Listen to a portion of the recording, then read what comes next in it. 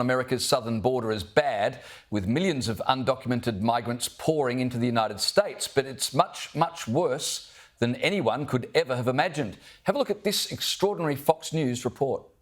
Director of Immigration and Customs Enforcement confirms that more than 13,000 illegal immigrants convicted of murder have been caught at the border and then released into the United States.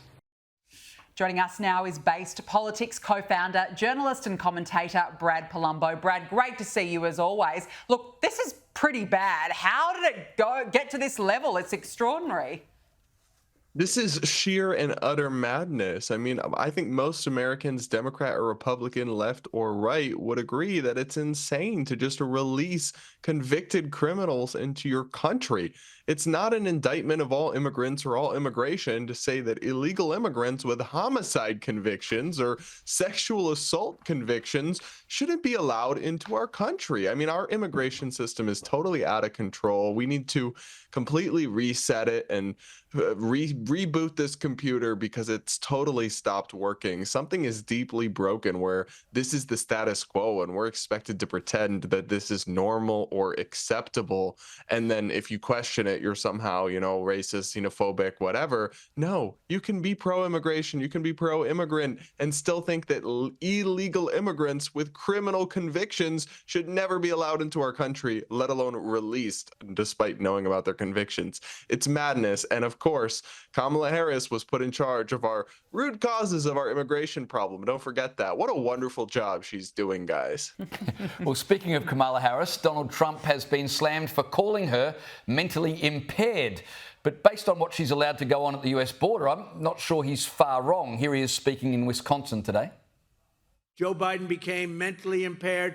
Kamala was born that way. She was born that way. And if you think about it, only a mentally disabled person could have allowed this to happen to our country. Here's what amazes me, Brad. People online are more upset that Donald Trump used the term mentally impaired than they are about the damage Kamala Harris has done to the country. Which is the greater crime? Saying something a little nasty and maybe a little politically incorrect, or essentially what amounts to treason, which we've seen on the southern border?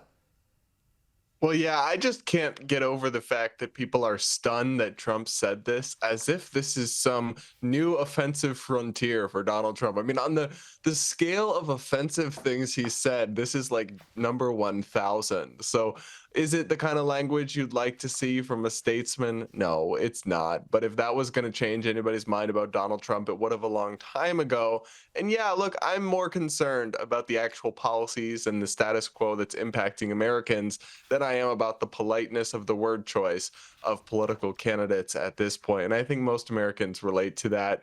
Do we want civility to make a comeback in our politics? I think we do, but that ship has sailed a while ago now. And this, all things considered, isn't some insane thing to say. I mean, people do talk like this, whether elite liberals in coastal cities like to acknowledge it or not. So I think it as outraged as they want, but most Americans are hardly going to be scandalized by those comments.